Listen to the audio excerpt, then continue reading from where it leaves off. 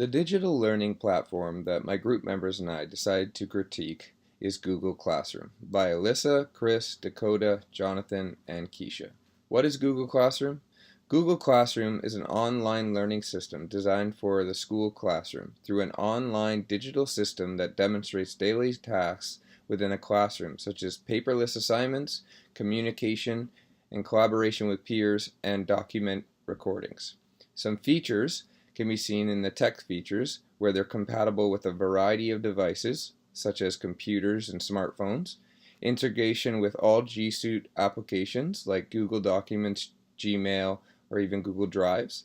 Information is accessible anywhere with an internet connection, compatible with other appliances like YouTube or computer files, and it is a single place for work and files for students. Some assessment features that Google Classroom provides is that you can send announcements and organize information for specific classes. You can provide instructions for assignments, homework, rubrics, and even due dates. You can also create quizzes with videos, multiple choice questions, or even open-ended questions. And it is easy to provide feedback and grades for student tasks. And then finally, there's the collaboration piece, which students can comment on questions, announcements, and each other's assignments, and they can also collaborate with teachers and give them access to their Google Classroom.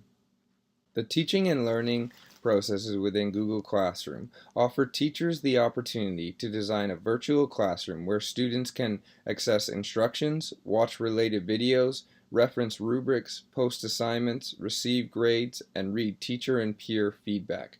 Teachers can also communicate with their students in real time to stimulate a real classroom experience. This platform enhances teaching because it provides teachers with a forum to manage and organize student assignments in one central location, making it easily accessible and reducing the chance that information gets lost. There are features on Google Classroom that are automated to make it easier for teachers to use. For example, late assignments are highlighted as late and multiple choice tests are instantly marked. Student learning is also enhanced through interactive features for instructions, informational videos, documents, real-time communication, and feedback. Students can send announcements publicly or privately to their teacher. Additionally, teachers can give students access to respond to their peers' postings or put limits on their responses. Student engagement is increased through Google Classroom's open format to receive and present information and to communicate with their peers and their teacher. Alright, so now I'm going to talk about some affordances and some constraints with Google Classroom.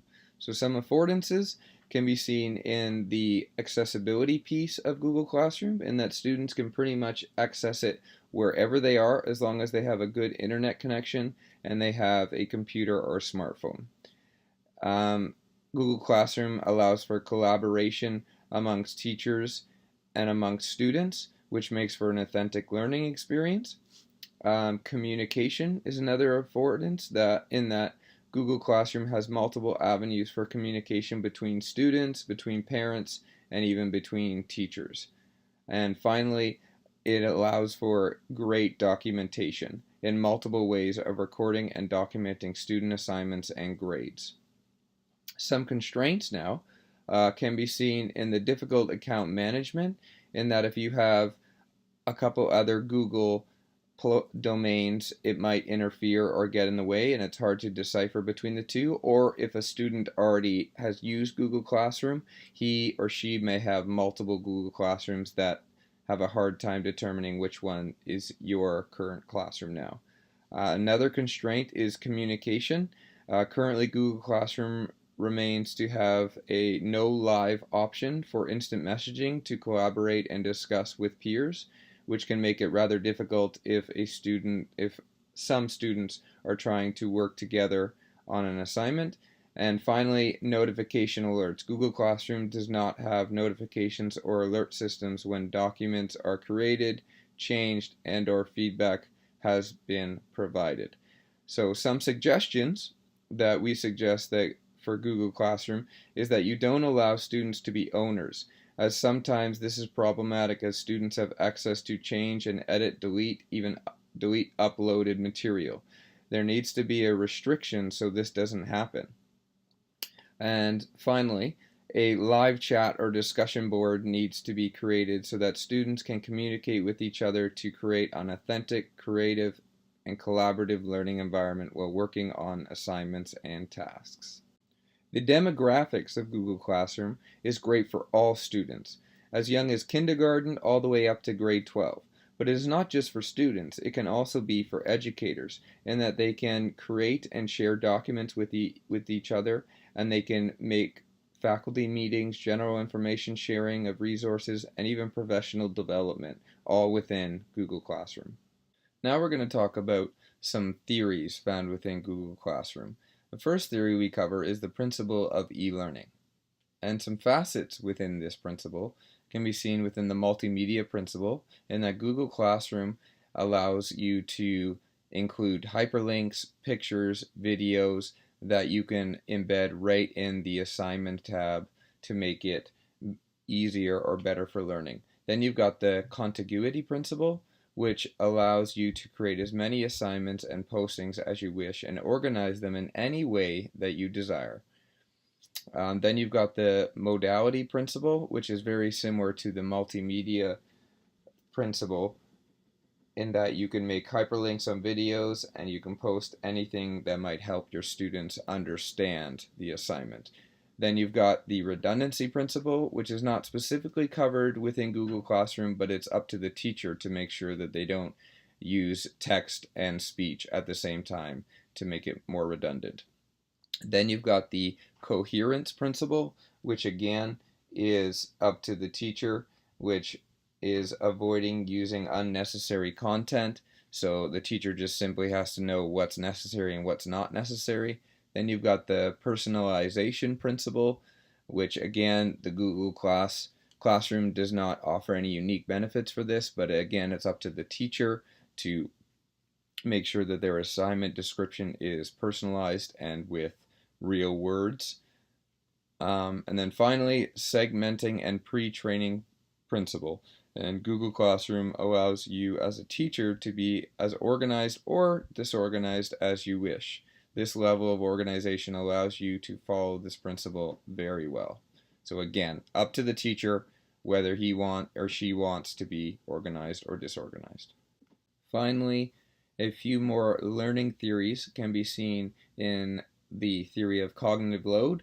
That depends on how the teacher gives instruction. You can segment information in easily digestible chunks for the students in order to avoid cognitive overload. You've got elaboration theory, and that this is more relates to course structure, but you can organize Google Classroom in such a way where students only have access to the course materials and assignments for a particular time at a particular time, and even prevent from access assignments until a certain date. You've got connectivism, which is Google Classroom allows students to be connected to one another depending upon the setting that are enabled by the teacher. Students can be asked to comment upon their peers' post for a particular assignment or task. This allows students to be connected and share information with one another, and is only further enhanced by Google's other online features in conjunction with Google Classroom. Then you've got self-determination theory, and Google Classroom could potentially serve to enhance the intrinsic motivation of students because they are able to see how many assignments they have left to complete. Some students may be motivated to complete all of their assignments and know that they have finished their current tasks. Then you've got the collaborative learning theory, which Google Classroom allows students to engage in collaborative learning through the use of Google and other online features such as Google Documents. The main benefit is that students are able to collaborate in the same document at the same time with little to no issues. However, this type of learning is controlled more by the teacher, since Google Classroom is a technology that merely enables the option of collaborative learning. Students are also able to communicate with their other students through Google Classroom by responding to discussion questions, postings within the website itself. Then you've got the ARC model of motivational design, which a teacher who teaches this with this learning theory in mind can use Google Classroom to enable the effective use of ARCS teaching. Teachers can use Google Classroom to post interesting visual images that capture the interest of students within the assignment descriptions and stream sections of the website. Google Classroom's organization features allow students to gain confidence since they can track how many assignments they can be completed and how many assignments remain to be completed. You can post the rubrics for every assignment within the assignment's description so that the students know how to be successful. So there are some of the theories, and that is our review or critique of Google Classroom. And here are some of our references. Thank you so much for listening. Have a good day.